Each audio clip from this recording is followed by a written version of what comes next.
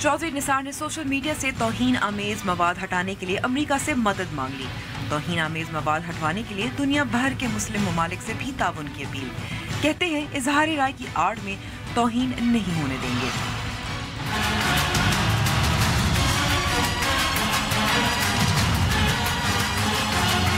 Election commission ने इमरान खान और जहांगीर तरीन के नाअहली के रेफरेंसेस मुस्तरद करते हुए नाकाबिले समात करार दे दिया। मुस्लिम लीग नून का फैसला चैलेंज करने का ऐलान। और हॉलैंड की अवाम ने भी इस्लाम मुखालिफ मुहिम को रद्द कर दिया। अस्सलाम वालेकुम and welcome to news wise. मैं हूं अंबर शमसी। वज़ीर दाखिला चौधरी निसार अली खान की आज की प्रेस कॉन्फ्रेंस से जाहिर होता है कि सोशल मीडिया से तौहीन आमेज़ और गुस्ताखाना मवाद हटवाने का अमल बाकायदा से शुरू हो गया है। PTA के मुताबिक 70 ऐसी वेबसाइट्स को ब्लॉक कर दिया गया है। अमरीकी सफारत खाने से ताउन के लिए राब्ता कर लिया गया है। चौधरी निसार ने हैरानगी का इजहार भी किया कि बहुत सालों से ये मवाद सोशल मीडिया पर मौजूद है, लेकिन अभी तक किसी मुस्लिम मुल्क ने इस मसले से निपटने की कोशिश नहीं की। जब इतने सालों से है तो कार्रवाई में इतनी देर क्यों? जब 25 मिलियन पाकिस्तानी इंटरनेट का इस्तेमाल करते हैं, जो आबादी के तनासब से बहुत कम तादाद है, तकरीबन 10%। जब इस साल के शुरू में सोशल मीडिया कारकुनान और ब्लॉगर्स गुमशुदा हुए, ये वेबसाइट्स तभी मंजर आम पर आई। इससे पहले तो इनके नाम भी कम ही लोग जानते थे। और पाकिस्तान मुस्लिम लीग नून की सियासी चाल आज इलेक्शन कमीशन ने फ़िलहाल नाकाम बना दी। लेकिन पाकिस्तान तहरीक इंसाफ जो पहले इलेक्शन कमीशन के खिलाफ मुहिम पर गौर कर रही थी, अब स्पीकर कौमी असम्बली अयाज सादिक को हदफ बना रही है। फैसला मत हो तो इलेक्शन कमीशन क्या अब दूध में धुल गई? शुरू करते हैं अपनी टॉप स्टोरी से। मैंने FI को ये भी कहा है कि चूंकि ये एक बैन अवी मसला बन गया है, इसलिए इस पे एक सही लीगल काउंसिल, एक ऐसा वकील जो बैन अवी कवानीन को जानता और समझता हो, तो वो भी अमल हो गया है। हमने अमरीकी हुकूमत से भी उनके सिफारत खाने के जरिए इसमें मदद और मुआवनत मांगी कि हम इस घिनौने जुर्म का बार बार इर्तिकाब करने वालों को उनको मंतकी अंजाम तक पहुंचाए, कैफर किरदार तक पहुंचाए। कि ये उस वक्त तक मुमकिन नहीं हो सकता जब फेसबुक, ट्विटर और बाकी जो प्रोवाइडर्स हैं वो हमसे तावन ना करें। जो अपलोडिंग पाकिस्तान से होती है उसकी काफी हद तक पहुंच, 100% नहीं, काफी पहुंच FIA और हमारी इंटेलिजेंस एजेंसीज की पहुंच है। इस पे बात करने के लिए हमारे साथ मौजूद हैं तज्ज़ियाकार आमिर अहमद खान साहब। आमिर साहब, बहुत बहुत शुक्रिया हमें वक्त देने का। आमिर साहब, हाई कोर्ट ने हुक्म दिया, वज़ीर आज़म ने हुक्म दिया, चौधरी निसार जो हैं उस हुक्म पर अमल भी कर रहे हैं, लेकिन जब ये मवाद इतने अरसे से मौजूद था और 70 से ज़ायद वेबसाइट्स थीं, तो इससे पहले ये काम क्यों नहीं हुआ? अंबर, मेरा ख्याल इसकी एक बड़ी वाज़ेह वजह ये है, दो बुनियादी चीज़ें हैं जिसकी। एक तो ये कि इस हुकूमत का टेक्नोलॉजी के साथ और modern technology, modern communication technology के साथ रिश्ता क्या है, और दूसरा ये कि इसका आवाम के साथ रिश्ता क्या है। अब ये जो बाकायदा एक मुहिम की तरह चीज़ शुरू हुई है कि सोशल मीडिया से ये ब्लॉक करना है, वो ब्लॉक करना है, कतई नज़र इससे कि वो किसी को कितना मुश्तइल कर सकता है, वो वहाँ या किसी की कितनी दिल आज़ारी कर सकता है। अगर इस हुकूमत का टेक्नोलॉजी के साथ, मॉडर्न टेक्नोलॉजी के साथ कोई रिश्ता होता तो फिर इसका इसको हैंडल करने का मुख्तलिफ होता, और इसकी जो आवाम के साथ रिश्ता है जिसमें वो एक्सप्लेन कर रहे हैं कि वो क्या करने की कोशिश कर रहे हैं, उसका अंदाज भी बहुत मुख्तलिफ होता। आजकल की दुनिया में अंबर ये मुमकिन नहीं है कि आप सोशल मीडिया को, चाहे आप बैनुल अक़वामी कवानीन उठा कर देख लें, चाहे आप बड़ी अपने अंदर वो टेक्नोलॉजिकल एक्सीलेंस पैदा कर लें, ये मुमकिन नहीं है कि सोशल मीडिया को आप लोगों की ज़िंदगी से निकाल सकें। और ये एक बुनियादी नुक्ता है जो कि मेरे ख्याल में इस हुकूमत को समझ नहीं आ रही है, जिसकी वजह से उन्होंने इस बात को इस हद तक ले आए हैं, अपने आप के लिए एक ऐसा गड़ा खोदा है कि जो वो वादा कर रहे हैं आवाम से, वो कभी भी पूरा नहीं कर सकेंगे। वो जो मर्जी कर लें, वो 10 साल और हुकूमत कर लें, वो ये वादा कभी भी पूरा नहीं कर सकेंगे। لیکن چودھری نثار صاحب کا تو یہ کہ کچھ ٹریس ہو چکے ہیں، سویڈن میں تھے کچھ گروہ، اس کو ٹریس کر چکے ہیں، وکیل بھی ہائر کر رہے ہیں جو بین الاقوامی قوانین کو جانتے ہو، امریکہ میں جو پاکستانی سفارت خانہ ہے ان سے بھی کہا ہے، تو it sounds like they pretty serious. دیکھیں بات یہ ہے کہ یہ چند لوگوں کا مسئلہ تو نہیں ہے نا، بلکہ وہ چاہے سویڈن میں بیٹھے ہیں، چاہے وہ پاکستان میں بیٹھے ہیں، چاہے وہ کہیں دنیا کے کسی اور کونے میں بیٹھے ہیں، یہ کروڑ یوزرز ہیں سوشل میڈیا کے، اور وہاں پر سوشل میڈیا ایک طرح کی اس کو اگر آپ فلسفہ دیکھیں سوشل میڈیا کا، تو اس کو وہ ایک ایسی اسپیس ایوالو کر کے ایک ایسی اسپیس بنی ہے جہاں ہر قسم کا اوپینین دینا لوگ اپنا بنیادی حق سمجھتے ہیں. اس حق کو مغربی قوانین بہت حد تک تحفظ بھی دیتے ہیں، اور وہ اسپیس اتنی بڑی اور اتنی کمپلیکیٹڈ ہے کہ چند لوگوں کو، چاہے وہ ادھر بیٹھے ہوں یا ادھر بیٹھے ہوں، ان کو پکڑ لینا ٹھیک ہے. آپ نے کوئی اپنے آپ کو ایک ہیرو بنا کر تو پیش کر دیا ہے، لیکن اس مسئلے کا یہ حل ہے ہی نہیں ہے. یہ اس کی بنیادیں ہی غلط ہیں اس طرح سے سوچنا. عامر، ساتھ ساتھ ہم یہ بھی دیکھتے ہیں مثال کے طور پر کہ ایک طرف اگر توہین آمیز مواد موجود ہے، جب جنوری سے پہلے جب یہ بلاگرز گم شدہ ہوئے تھے، بہت سو کو تو مجھے خود ان کے نام بھی نہیں پتا تھا، تو یہ کون ڈھونڈ کے ان ویب سائٹس کو نکالتا ہے، ان کی پھر تشہیر ہوتی ہے. بالکل امبر، یہ جتنا آپ دیکھیں بہت آسان ہوتا ہے برائی کا خاتمہ اگر آپ اپنا منہ برائی سے موڑ لیں. اگر آپ برائی سے الجھیں، وہ پنجابی کے اندر نا ہماری ایک مثال ہوتی تھی کہ گندگی کے اوپر اگر آپ اینٹ پھینکیں گے تو چھینٹیں آپ کے اپنے اوپر بھی پڑیں گے. بڑا آسان ہوتا ہے اس چیز سے اپنا منہ پھیر لیں، بجائے اس کے کہ آپ اپنے آپ کو ایک ایسی چیز پر پابند کر دیں، ایک ایسی چیز پر کمٹ کر دیں جو کہ کرنے کے لیے آپ کے پاس ہی نہیں، پوری دنیا کے پاس وہ ٹیکنالوجی موجود ہی نہیں ہے. اور اگر آپ نے کوئی ایسی ٹیکنالوجی ایجاد کرنے کی کوشش کی، ہی زیادہ ذہین اور تیز لوگ اس کی کاؤنٹر ٹیکنالوجی بنانے میں لگ جائیں گے. بلکہ ذہین اور تیز لوگ کے علاوہ عامر، مثال کے طور پر اگر ہم یوٹیوب پر جو پابندی لگی تھی اس کی مثال دیکھیں تو وہ جو ویڈیو تھی وہ کچھ عرصے سے موجود تھی یوٹیوب پر، پھر اچھالی گئی، پھر یہاں بین لگا، احتجاج ہوا، لیکن آخر میں ہمیں کیا حاصل ہوا؟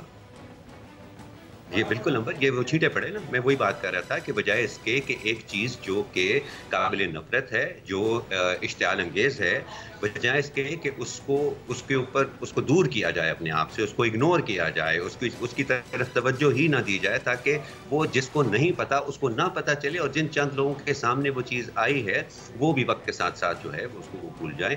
آپ خود اس کے اندر گھس کے اس کو اتنا زیادہ اچھال دیتے ہو کہ جس کو کسی چیز کا نہیں بھی پتا ہوتا اس کو بھی پتا چل جاتا ہے. اور اس کے ساتھ ساتھ یہ حقیقت اپنی جگہ پر قائم رہتی ہے کہ آپ اس کا کچھ نہیں کر سکتے، آج بھی نہیں کر سکتے، آج سے 50 برس بعد بھی نہیں کر پائیں گے، 100 برس بعد بھی نہیں کر پائیں گے. عامر، اس کے ساتھ ساتھ اس طرح کا جو مواد ہے اس کے برعکس ہم دیکھتے ہیں کہ مثال کے طور پر ایک قاتل ہے ممتاز قادری، اس کے حق میں بھی بہت سارے فیس بک پیجز، ویب سائٹس وغیرہ سب موجود ہیں.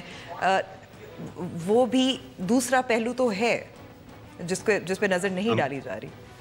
ہاں امبر، وہ ان کو لگتا نہیں ہے نا جی. ان کو جس طرح سے پاکستان کے بہت بڑے بڑے ایسے گروہ ہیں، انتہا پسند گروہ ہیں، وہ ان کو پاکستان کو 20 سال لگے ہیں، ان کو 30 سال تک پاکستان پالتا رہا ہے، پھر ابھی 10 سال لگے ہیں صرف ان کو انتہا پسند اور شدت پسند کہنے کی حد تک پہنچنے کے لیے. ابھی تک ہماری سمجھ اس طرح کے لوگوں کی، اس طرح پہ جو تشدد کرتے ہیں دوسروں کو، یا جو سمجھتے ہیں کہ وہ اپنی رائے جو ہے وہ تشدد کے ذریعے دوسروں کے اوپر مسلط کر سکتے ہیں، اس کے بارے میں تو ہمارا پرسپیکٹیو ہی نہیں بنا نا حکومتی سطح پر یا ریاستی سطح پر.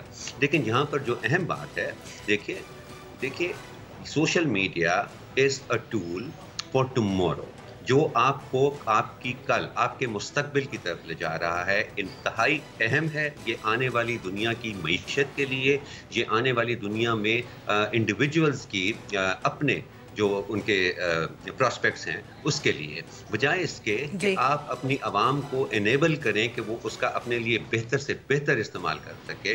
آپ ایک ایسی طرف لگ پڑے ہیں، ایسے کام میں لگ پڑے ہیں جو کہ آپ کر ہی نہیں سکتے. ٹھیک ہے.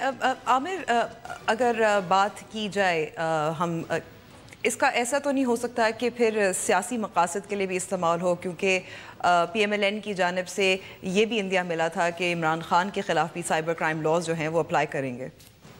دیکھیے، کسی بھی سیاسی معاملے کے اوپر کوئی بھی قانون اگر آپ متحرک کرتے ہیں اور کوئی قانونی فیصلہ آپ لے بھی لیتے ہیں تو سیاست کے اندر قانونی فیصلوں کی کوئی عمر نہیں ہوتی ہے۔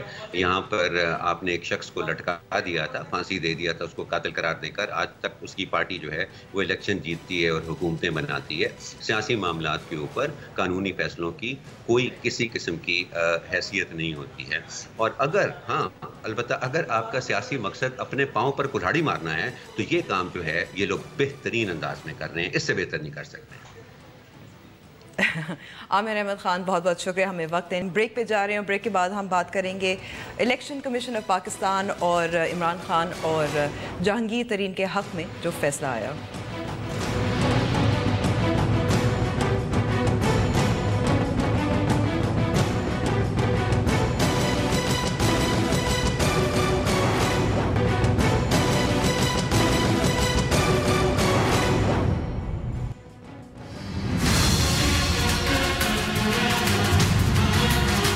انہوں نے پوسٹ پول ریگنگ میں پوری مدد کی، اس لیے یہ جواب یہ لکھا ہے میرے سامنے، کیونکہ یہ ملوث تھے، یہ دھاندلی کے اندر ملوث تھے۔ میں آج کہہ رہا ہوں ہم اسلام آباد ہائی کورٹ جانے کا حق رکھتے ہیں، ہم سپریم کورٹ جانے کا حق رکھتے ہیں۔ یہ نہ سمجھے کہ یہ کھیل جو ہے یہ ختم ہوا، یہ تو اس کی پہلی سٹیج تھی۔ میں وہ کر رہا تھا جو اپوزیشن کا کام ہے۔ میں اسپیکر سے آج پوچھتا ہوں کہ آپ نے جب میری ریفرنس بھیجی اور نواز شریف کی ریفرنس نہیں بھیجی، کیا یہ جمہوریت تھی؟ آج کے فیصلے کے بارے میں ہمارے ساتھ بات کر رہے ہیں پاکستان تحریک انصاف کے ترجمان فواد چودھری۔ فواد، بہت بہت شکریہ نیوز وائز کو وقت دینے کا۔ فواد، واقعی ایسا ہے کہ کھیل ابھی ختم نہیں ہوا؟ نہیں، کھیل تو ابھی ختم نہیں ہوا، میں ایگری ہوں۔ کھیل ختم ہوگا پیناما کا جب فیصلہ آئے گا، امید ہے کہ اس ہفتے پیناما کا فیصلہ آئے گا اور کھیل ختم ہوگا۔ ہفتے میں تو ایک روز رہ گیا ہے، دیکھتے ہیں ابھی کہ اس میں کیا معاملہ جو ہے وہ فیصلہ جو آتا ہے وہ دیکھتے ہیں ججز کب سناتے ہیں۔ ٹھیک ہے فواد، لیکن اب اس فیصلے کو اگر ہم دیکھیں، پہلے جو عندیہ ملا تھا، جو اشارہ ملا تھا عمران خان صاحب کی طرف سے کہ الیکشن کمیشن کے خلاف مہم چلائیں گے، لیکن اب کہہ رہے ہیں کہ اسپیکر کے خلاف چلا رہے ہیں، تو جب فیصلہ مرضی کا ہے تو پھر الیکشن کمیشن جو ہے وہ اب سب کچھ ٹھیک ہو گیا ہے؟ No problems with the election commission any more? نہیں، there are many problems with election commission. Election commission functional نہیں ہے، الیکشن کمیشن کی بیوروکریسی جو ہے اس کے ساتھ پرابلمز ہیں، اور جو 40 آپ کو یاد ہوگا جوڈیشل کمیشن نے سفارشات مرتب کی تھیں وہ امپلیمنٹ نہیں ہوئی۔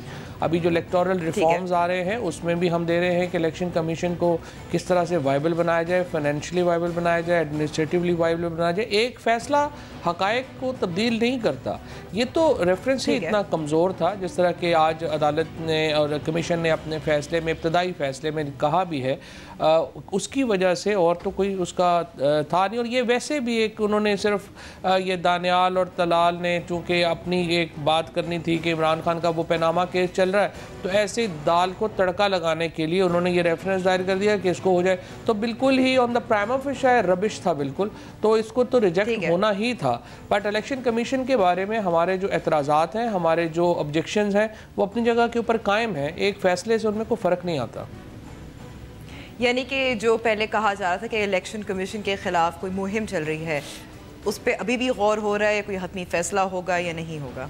بالکل، اگر ہمارے ریفارمز کا جو ہم کہہ رہے ہیں اور جو ہم مطالبہ کر رہے ہیں اور جو ہماری خواہش ہے، اگر وہ ریفارمز نہیں لائے جاتے اور الیکشن کمیشن اتنا ہی نان فنکشنل رہتا ہے جتنا کہ اپروو ہوا ہے، تو پھر ظاہر ہے کہ ہم اس کو تو نہیں مانیں گے۔ مثال کے طور کے اوپر آپ ضمنی الیکشنز کو دیکھیں، خود میرے اپنے ضمنی الیکشن میں آپ دیکھیں گے تو وہاں پر جس طرح سے پنجاب حکومت نے آ کے گرانٹس دینی شروع کی، الیکشن کمیشن نے اس کا का कोई नोटिस नहीं लिया। इलेक्शन कमीशन जो वहाँ पे इंटरवेंशंस होती हैं उनको रोक नहीं सकता। तो जब तक आप इदारे को मौसर नहीं बनाएं, देखिए हमारा कोई ज़ाती कोई झगड़ा लड़ाई तो नहीं है रज़ा खान साहब के साथ या बाकी टीम के साथ, ना ही हमारी कोई ब्यूरोक्रेसी से कोई पर्सनल लड़ाई है। हम तो लोगों को जानते भी नहीं कौन है कौन नहीं है, हम तो इदारे की वायबिलिटी की बात कर रहे हैं। और आई होप कि आप सब लोग भी एग्री करेंगे कि इलेक्शन कमीशन का एक मौसर किरदार होना ज़रूरी है, एक मौसर इलेक्शन बहुत ज़रूरी है, स्पेशली क्योंकि अब 2018 में इलेक्शन है, टाइम वक्त भी बहुत कम रह गया। लेकिन अगर फवाद देखा जाए 2014 जब धरना पाकिस्तान तहरीक इंसाफ कर रही थी, इलेक्शन कमीशन को भी बुरा भला कहा था, धांधली में मुलविस होने के इल्ज़ामात लगाए थे, जिसके बाद कमीशन बनी थी। लेकिन इलेक्टोरल रिफॉर्म्स की जो कमेटी थी जो बना रही थी वो तो फिर खिंचता चला गया था मामला। अच्छा, वो इलेक्टोरल रिफॉर्म्स का जो बिल है वो भी तकरीबन तैयार है और वो आने वाला है। लेकिन असल जो प्रॉब्लम आती है, आप जो मर्ज़ी लोग आप कागज़ों में जो मर्ज़ी लिख लें, लेकिन होता है वो है कि जो लोग लगाए जाते हैं वो कौन है और उनका क्या जो है वो असर है। मिसाल के तौर के ऊपर आप नैब को देख लें, नैब का हमारा लॉ हांगकॉन्ग के कानून की कॉपी है, कॉपी पेस्ट हुआ है सिर्फ का कानून।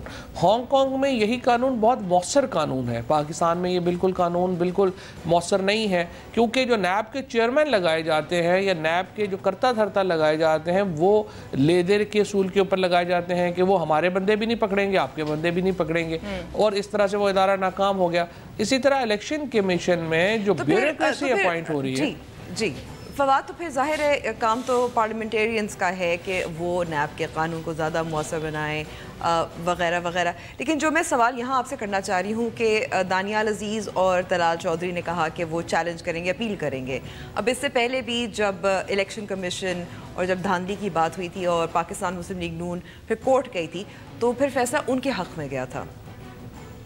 देखिए, अच्छा पहले तो जो आपने बात की कि वो पार्लियामेंटेरियंस का काम है, पार्लियामेंटेरियंस का यकीनी काम है, बट आप देखिए कि पाकिस्तान में हम एक जमहूरियत हैं और एक ऐसी जमहूरियत है जहाँ पे वज़ीर आज़म साहब को 4 साल हो गए हैं इक़्तिदार में हुए, एक उन्होंने किसी इंडिपेंडेंट को, आप जैसे एंकर को इंटरव्यू देना मुनासिब नहीं समझा, एक उन्होंने इंडिपेंडेंट प्रेस कॉन्फ्रेंस नहीं की, किसी जगह प्रेस टॉक आपको नहीं मिलेगी इंडिपेंडेंट। पार्लियामान के अंदर आना वो अपनी तौहीन समझते हैं, अपोजिशन के किसी सवाल का जवाब देना प्राइम मिनिस्टर साहब अपनी तौहीन समझते हैं। लेकिन हम खुश हैं कि ये जमहूरियत है जहाँ पे वज़ीर आज़म साहब को एक लम्हा भी कभी अकाउंटेबिलिटी का सामना नहीं करना पड़ता। अगर ऐसी ही जमहूरियत है तो फिर परवेज़ मुशर्रफ साहब का जो दौर था वो इससे ज़्यादा जमहूरी था, जो बाकी जो दौर थे उनमें और नवाज शरीफ साहब के दौर में। लेकिन जो मेरा सवाल है उससे क्या ताल्लुक है जी फवाद, लेकिन जो मेरा सवाल था उससे क्या ताल्लुक है इस बात का?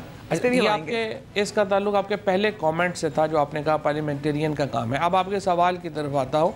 आपका सवाल ये है कि वो अदालत में जाएंगे तो कामयाब हो जाएंगे। जिस तरह से मैंने आपसे ये कहा कि यहाँ पे आपको इसका बैकग्राउंड ये देखिए, ये 4 रेफरेंसेस थे, 2 रेफरेंसेस थे जो नवाज शरीफ साहब के खिलाफ थे जो PTI ने किए थे, उनको उन्होंने मुस्तरद कर दिया। और वो रेफरेंसेस वो थे जो अब सुप्रीम कोर्ट में है पैनामा पेपर्स के केस में, यानी सुप्रीम कोर्ट समझती है कि उसमें इतना ज़्यादा मटेरियल है और उन्होंने उसकी हेयरिंग की, स्पीकर साहब समझते हैं कि उसमें मटेरियल नहीं था और उन्होंने रिजेक्ट कर दिया। और अदालत में जाके जो अदालत में जाके भी इलेक्शन कमीशन से मुख्तलिफ फैसला आने वाला नहीं है। दानियाल साहब और तलाल साहब और मरियम बीबी जो है, ज़ाहिर उन्होंने भी अपनी दुकान चलानी है, उन्होंने भी कुछ ना कुछ बेचना है, तो ऐसी तो कोई ना कोई बात करेंगे, लेकिन इसके अलावा इसकी कोई हैसियत नहीं है। जैसा फैसला इलेक्शन कमीशन से आया है, अदालत से तो मुझे उम्मीद है कि इनको फ़ाइन भी होगा एक फ्रिवलेस पिटीशन करने में। ठीक है फवाद, ऐसे भी लगता है कि जब या तो पैनामा का केस हो या इलेक्शन कमीशन हो या कौमी असेंबली हो, पाकिस्तान तहरीक इंसाफ और पाकिस्तान मुस्लिम लीग नून के दरमियान ऐसी दुश्मनी है, ऐसे बयानात, ऐसे अल्फाज, ऐसी जो नोक झोंक रहती है, लोग इससे भी कुछ हद तक तंग आने लगे हैं। पहली बात तो यह है कि तलखी तो नहीं होनी चाहिए, असूली तौर पे तो नहीं होनी चाहिए है, लेकिन हम देखते ये हैं कि जब भी मुस्लिम लीग नून के ऊपर कड़ा वक्त आता है تو وہ پھر دلیل سے ان کا ہاتھ اٹھ جاتا ہے اور وہ پھر دوسرے ٹیکٹکس کی طرف آ جاتے ہیں. مثال کے طور کے اوپر ابھی آپ نے جاوید لطیف صاحب کی جو ہے گفتگو سنی اور باتیں سنی, اس سے پہلے آپ نے سعد رفیق اور رانا ثناء اللہ کی جوڈیشری پہ باتیں سنی, اس سے پہلے آپ نے خواجہ آصف کی آرمی کے اوپر باتیں سنی. لیکن اس پہ میں تھوڑا سا اعتراض کروں گی کہ ان کی باتیں جو غلط ہیں وہ ہیں, لیکن ایسا نہیں ہے کہ عمران خان صاحب خود یا پاکستان تحریک انصاف چاہے جوڈیشری ہو چاہے کوئی بھی ادارہ ہو اس کو الزامات گالی گلوچ وغیرہ نہیں کرتے, یہ آپ کی طرف سے بھی ہے. میرا نہیں خیال کوئی گالی گلوچ کبھی بھی نہیں کی ہے. عمران خان نے اور پی ٹی آئی کے ذمہ داران نے کبھی بھی اس طرح کی گالی گلوچ یا بات چیت نہیں کی ہے. اب 2014 کا دھرنا اٹھا کے دیکھ لیں فواد, 2014 کے دھرنے میں بھی کوئی گالی گلوچ نہیں ہوئی جوڈیشری کے اوپر یا کسی اور کے اوپر. یہاں پر جو بات چیت ہوئی ہے وہ ایک مایوسی نظام سے ضرور ہے. پی ٹی آئی کے جو نوجوان ہیں وہ لوگ ہیں جو کہ تبدیلی چاہتے ہیں, اور وہاں پر جو ایک نظام سے مایوسی کا عنصر ہے وہ زیادہ ہے یہاں پر بنسبت باقی جماعتوں کے, کیونکہ باقی تو آپس میں ملے ہوئے ہیں, ایک سسٹم سے فائدہ اٹھا رہا ہے. سندھ میں جو ہے وہ پیسے بن رہے ہیں, وہاں سے فائدہ اٹھا رہے ہیں, یہ لوگ پنجاب اور مرکز میں ہیں اور 85 سے بیٹھے ہوئے ہیں. یہ تمام لوگ کون ہیں؟ خواجہ آصف ہیں یا سعد رفیق ہیں یا اسحاق ڈار ہیں یا نواز شریف صاحب ہیں یا باقی یہ جو سارے لوگ ہیں, یہ کون ہیں؟ یہ وہ ہیں جو 85 کی اسمبلیز کے ذریعے اقتدار میں آئے اور اس کے بعد پاکستان سے انہوں نے جان ہی نہیں چھوڑی. 30-35 سال سے یہ لوگ براہ راست بالواسطہ یا بلا واسطہ اقتدار میں ہیں. ٹھیک ہے فواد, لیکن آپ نے کہا کہ ظاہر ہے کہ اداروں سے مایوسی ہے, لیکن اگر آج کا فیصلہ دیکھا جائے, آپ کا یہی کہنا ہے کہ کیس مضبوط نہیں تھا, تو ادارے اتنے بھی برے نہیں ہیں جتنا آپ کا کہنا ہے. نہیں, ادارے دیکھیں, ادارے برے ہونے کا سوال نہیں ہے. سوال یہ ہے کہ کیا اداروں کے جو موجودہ کردار ہے اس سے مطمئن ہیں پاکستان کے لوگ؟ جواب ہے مطمئن نہیں ہیں. جب مطمئن نہیں ہیں تو پھر ان میں بہتری کی گنجائش ہے, یقیناً ہے, اور وہ بہتری کی گنجائش جب تک ہے اور جب تک ہم ان اداروں کو اس معیار پہ نہیں لاتے جہاں پہ باقی عالمی دنیا کے ادارے ہیں, جہاں ترقی یافتہ جمہوریتوں کے ادارے ہیں, تو پھر اس پہ یہ تو نہیں کہا جا سکتا کہ یہ آئیڈیل ادارے ہیں اور ان میں کچھ تبدیلی کی ضرورت نہیں ہے. ظاہر ہے یہ ادارے ایک جو ہے وہ اپنے صحیح راستے کے اوپر ان کو گامزن ہونا چاہیے, اور جس طرح سے باقی ایک آزاد ادارے ہیں دنیا میں اسی طرح ان کا کام ہونا چاہیے. فواد چودھری, ہمیں وقت دینے کا بہت بہت شکریہ. بریک پہ جا رہے ہیں, بریک کے بعد بات ہوگی حسین حقانی نیٹ ورک کی.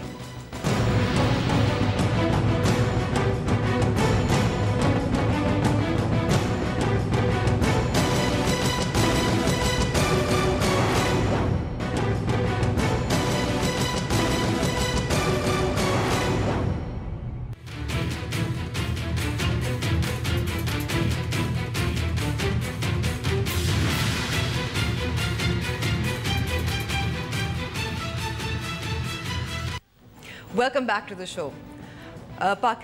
امریکہ میں پاکستان کے سابق سفیر حسین حقانی صاحب کے واشنگٹن پوسٹ کے مضمون نے میڈیا کا مرکز بنا رہا. بہت بات ہوئی, پارلیمانی کمیشن بننے کی بھی بات ہوئی, اور حسین حقانی صاحب نے خود کہا کہ وہ پیش ہونے کو تیار بھی ہیں.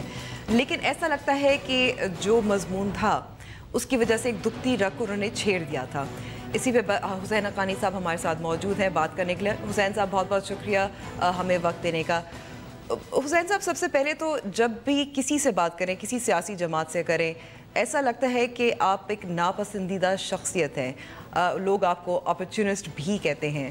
Why do they dislike you so مچ؟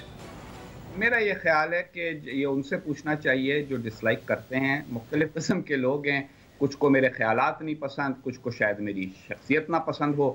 پھر ہماری صحافتی برادری کے بھی بعض ایسے لوگ ہیں کہ جن کو دیکھ کر ہمیشہ قرآن شریف کی وہ دعا پڑھنے کی آیت پڑھنے کی ضرورت پڑ جاتی ہے کہ من شر حاسد اذا حسد.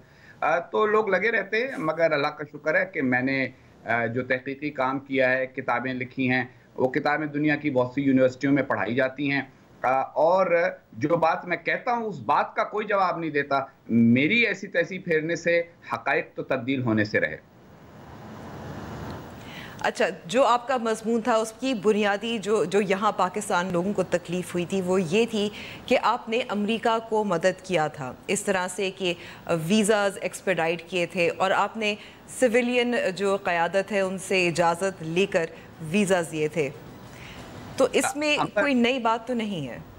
امبر, کوئی بات نئی نہیں ہے. پہلی بات تو یہ ہے کہ یہ ایک مضمون تھا, اور یہ مضمون کسی اور موضوع پر تھا. اس مضمون کا موضوع یہ تھا کہ سفارتی تعلقات امریکہ کے انتخابی سال کے اندر کس طریقے کے ساتھ امریکہ اور دیگر ممالک کے مفاد میں استعمال ہو سکتے ہیں. اس میں مثال کے طور پہ میں نے کہا کہ جب صدر اوباما امیدوار تھے انتخابی تو ان کی کیمپین کے لوگوں سے میں نے تعلقات قائم کیے اور ان کے نتیجے میں پھر ان کو قائل کیا کہ پاکستان کا سویلین امدادی پیکج بڑھائیں تو پاکستان کو $7.5 ارب کی امداد ملی.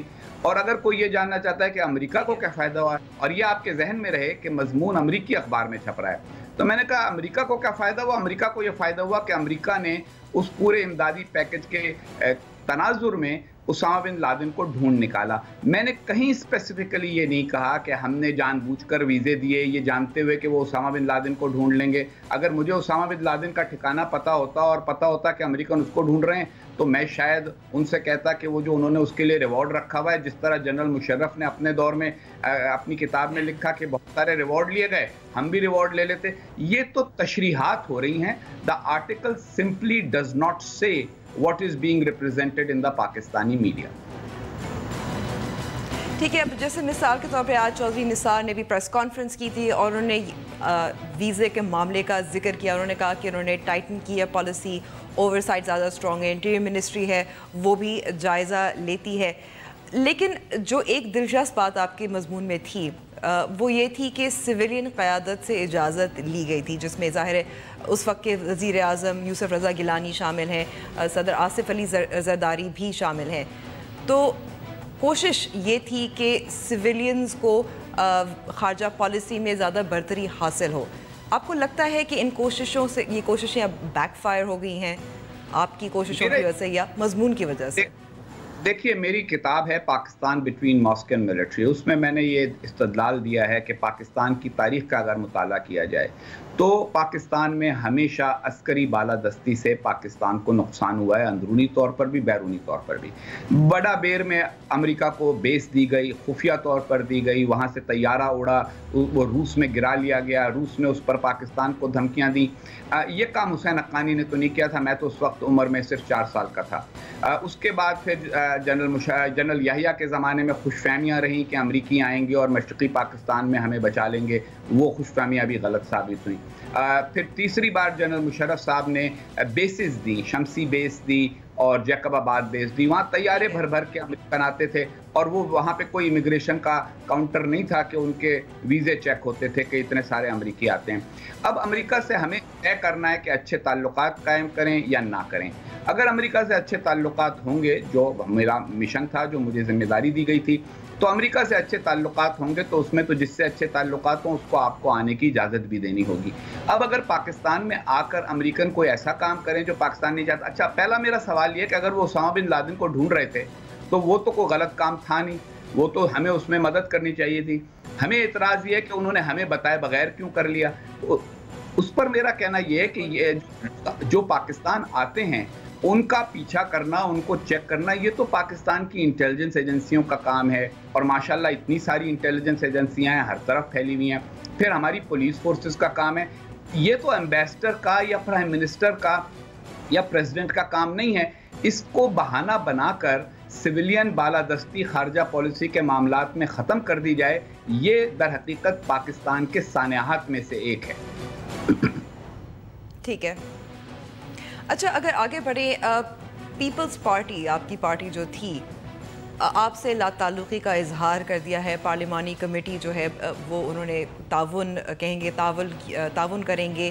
تو آپ کو لگتا ہے جو آپ کو اس وقت تحفظ حاصل تھا جب آپ سفیر تھے اور اس کے بعد جب میمو گیٹ اسکینڈل تھا, اب وہ ختم ہو گیا ہے, یہ کیا ہوا؟ نہیں, دیکھیں نا, مجھے تو تحفظ کی کوئی ضرورت صرف اس بات کے لیے تھی کہ کوئی مجھے آ کے گولی نہ مار دے.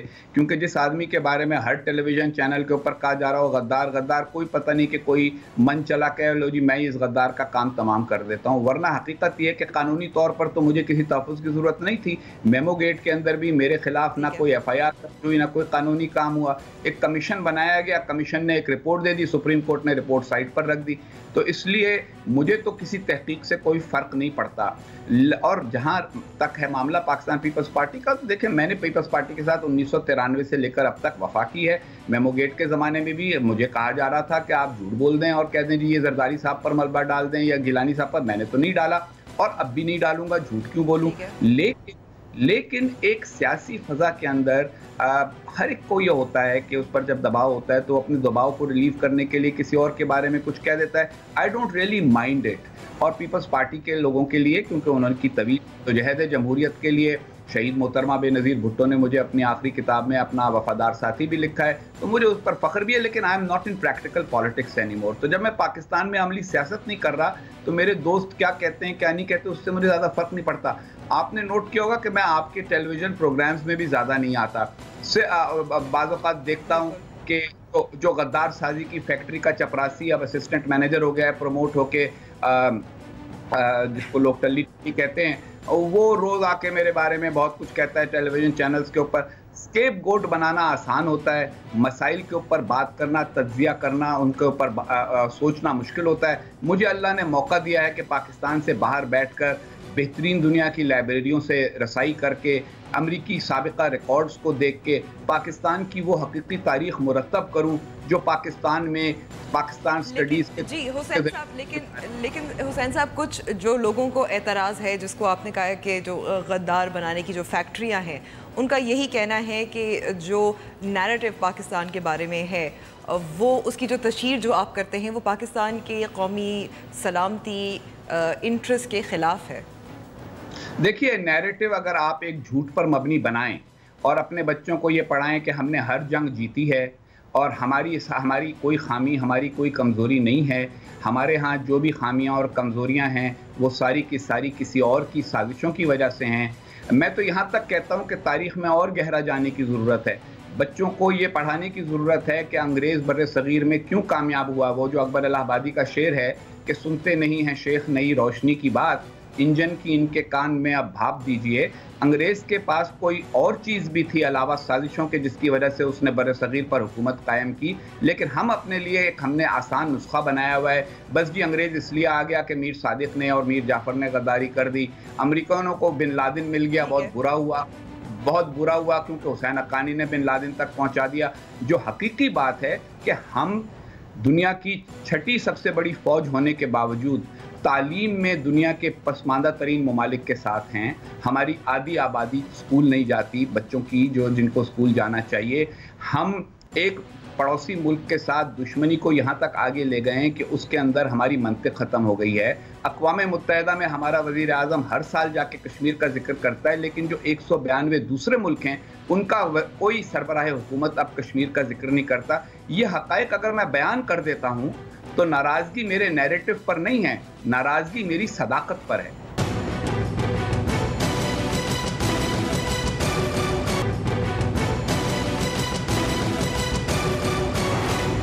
واپس تھوڑا سا پیپلز پارٹی پہ جاتے ہیں. اب خورشید شاہ، یوسف رضا گیلانی یہ سب بات کر چکے ہیں، آپ پہ بات کر چکے ہیں، لیکن آصف علی زرداری صاحب خاموش رہے ہیں. دیکھیں، آصف زرداری صاحب جو ہیں وہ اسٹیٹسمین ہیں، پیپلز پارٹی کے غیر متنازع سربراہ ہیں، اور باقی دوستوں نے بھی جو بات کی ہے اس پر پریشان ہونے کی ضرورت نہیں. ہم سارے آپس میں دوست ہیں بھائی. ہم نے سب نے کبھی کسی نے جیل ایک ہی زمانے میں بھگتی ہے، کبھی کسی نے مار ایک ہی زمانے میں کھائی ہے. میں 93 سے پاکستان پیپلز پارٹی کے ساتھ رہا ہوں. اگر ٹیلی ویژن کے اوپر شور شرابے کی فضا کے اندر کسی کے منہ سے کچھ نکل گیا ہے تو اس کے اوپر نہ مجھے پریشان ہونا چاہیے نہ آپ لوگوں کو پریشان ہونا چاہیے. مجھے تو لگتا ہے کہ کیونکہ چائے کی پیالی میں طوفان برپا کرنا ہمارے میڈیا کا کام ہے، خبریں کم ہیں، چینل زیادہ ہو گئے ہیں، تو اس لیے لوگ پیچھے لگ جاتے ہیں. میں نے کسی چینل پہ یہ بھی سنا کہ خورشید صاحب سے پوچھا گیا کہ آپ نے ایسا کہا، تو انہوں نے کہا نہیں میں نے نہیں کہا. جب ایک آدمی کہتا ہے میں نے نہیں کہا تو بات ختم ہو گئی. میں تو پیپلز پارٹی کے خلاف کوئی بات نہیں کروں گا اور میں پاکستان کی کسی جمہوری قوت کے خلاف بات نہیں کروں گا. ایک وقت میں ایک لڑائی پر توجہ کرنی چاہیے اور پاکستان میں میرے نزدیک ابھی تک وہ لڑائی جاری ہے کہ پاکستان میں جمہوری قوتوں کی بالادستی ہو، پاکستان کے سویلینز میں اتنی میچورٹی آئے کہ خارجہ پالیسی، دفاعی پالیسی اور ملک کی معاشی پالیسی سب ہم خود بنائیں، سوچ سمجھ کر بنائیں، مختلف خیالات سن کر بنائیں. مختلف خیالات سے بنائیں.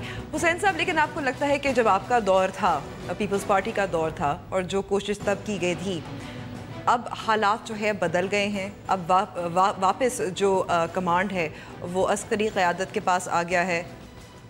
عسکری قیادت بھی بہت پہلے سے بہتر قیادت ہے، اس پر تو یعنی دو رائے نہیں ہو سکتی، وہ بھی غور کر رہے ہیں، مگر ایک ماحول بن جاتا ہے ملک میں، ایک فضا ہوتی ہے، ایک پولیٹیکل کانٹیکسٹ ہوتا ہے، تو عسکری قیادت کو بھی وقت چاہیے، سویلین قیادت کو بھی وقت چاہیے۔ جو میرا اصل شکوہ آج کل ہے وہ ہے پاکستان کی دانشور اور صحافتی قیادت کے ساتھ، کہ بجائے اس کے کہ ہم اپنا کام کریں کہ لکھیں پڑھیں اور تحقیق کر کے جو قبلہ ہے اس کو درست کرنے میں مدد کریں، ہم صرف چھوٹے چھوٹے کاموں پہ لگ جاتے ہیں۔ اور یہ جو ٹی وی پہ روز ایک قوالی شام کو ہوتی ہے، کوئی ایک آدمی لے اٹھاتا ہے، کوئی دوسرا تالی بجاتا ہے، تیسرا تھپکا لگاتا ہے، اس سے کوئی ملک کا کام آگے نہیں بڑھے گا۔ Let us research, let us enquire. یہ دیکھیں نا، اسامہ بن لادن ریسرچ اور انکوائری کی بات کریں جی، حسین صاحب میں آپ کا معاف کیجیے گا، میں انٹرپٹ کر رہی ہوں، ریسرچ کی آپ بات کر رہے ہیں، آپ نے مضمون جو چھاپا تھا، لکھا تھا واشنگٹن پوسٹ میں، بہت سارے لوگوں کا یہ خیال ہے کہ یہ آپ اپنی تشہیر کر رہے ہیں، اپنے لیے ایک سی وی تیار کر رہے ہیں۔ دیکھیں جی، میرا سی وی تو اللہ کے فضل سے اس وقت آلریڈی، اگر آپ جس کو امریکہ میں ایکیڈیمک سی وی کہتے ہیں کہ آدمی نے کتنا کچھ پبلش کیا ہے، کتنی جگہوں پہ لیکچرز دیے ہیں، تو وہ 36 صفحے کا ہے۔ تو ایک مضمون سے اس میں صرف ایک لائن کا اضافہ ہوا ہے، اگر کسی کو یہ غلط فہمی ہے۔ یہ بھی بالکل دیسی والی بات ہے، سب یہ سمجھتے ہیں کہ واشنگٹن ڈی سی بھی میاں چنو کی طرح ہے، کہ وہاں پہ ڈپٹی کمشنر کی اٹینشن حاصل کرنے کے لیے آدمی کو جو روزنامہ مسکین میاں چنو ہے اس میں مضمون لکھنا پڑتا ہے۔ لوگ سمجھتے ہیں کہ ویسے ہی حال واشنگٹن ڈی سی کا ہے۔ Washington is a for more mature place, even in a bad time it is a for more mature place. یہاں پہ لوگ جانتے ہیں کہ کس میں کتنا وزن ہے۔ میں نے ابھی ایک ٹاسک فورس لیڈ کی، کو چیئر کی، جس کے اندر 12 جو پاکستان کے سب سے بڑے ماہرین ہیں وہ شامل ہیں۔ اس کے لیے تو مجھے مضمون لکھ کے سی وی پیش کرنے کی ضرورت نہیں تھی۔ ہر آدمی اپنی سوچ کے مطابق بات کرتا ہے۔ جو بیچارے خود وہیں اپنا دیکھیں نا، دیہاتی قصباتی جو لوگ ہوں گے وہ بڑے شہر کے بارے میں یہی سوچیں گے کہ جب ہم بڑے شہر میں جاتے ہیں تو سارا شہر وہ ہمارے اوپر ہی فوکسڈ ہے۔ I am a small fry in a big city. آخری سوال حسین صاحب جی، یس اور نو کا جواب، آپ پاکستان واپس آئیں گے؟ بالکل بھی نہیں آؤں گا، اس وقت تک نہیں آؤں گا جب تک میں یہ نہیں محسوس کرتا کہ پاکستان میں کوئی بھی کسی راہ پہ چلتے ہوئے مجھے گولی نہیں مار دے گا، غدار سمجھ کر یا کافر سمجھ کر۔ پاکستان سے میرا دلی تعلق ہے، آؤں گا اس وقت آؤں گا جب مجھے یہ محسوس ہوگا کہ مجھے تحفظ حاصل ہے۔ غلام مصطفیٰ کھر صاحب نے ایک دفعہ اکانومسٹ میں ضیاء الحق کے دور میں مضمون لکھا تھا کہ میں بھارتی ٹینکوں پر پاکستان واپس آؤں گا۔ وہ ماشاءاللہ پنجاب کے بہت بڑے سیاستدان تھے۔ جب وہ واپس آئے تو اس کے بعد آپ دیکھیے کہ ان کو پوری طرح سے تحفظ دے کر واپس لایا گیا، اور ان کے اس مضمون کی بنیاد پہ، جس قسم کا مضمون نہ میں نے کبھی لکھا ہے نہ لکھنے کا سوچوں گا، ان کو اگر تحفظ دیا جا سکتا ہے تو میرے بارے میں بھی یہ رائے بدلنے کی ضرورت ہے کہ یہ آدمی ایک الگ رائے رکھنے والا ہے، غدار نہیں ہے۔ جب تک غدار کہا جاتا رہے گا نہیں واپس آؤں گا۔ بہت بہت شکریہ ہمیں وقت دینے کا حسین صاحب۔ نیوز وائز کا وقت اب ختم ہوا ہے، امید ہے آپ کو پروگرام پسند آیا ہوگا، اور اگر آپ ہم سے رابطہ کرنا چاہیں تو ہمارا فیس بک پیج اور ٹویٹر ہینڈل موجود ہے۔ مجھے اجازت دیجیے، خدا حافظ۔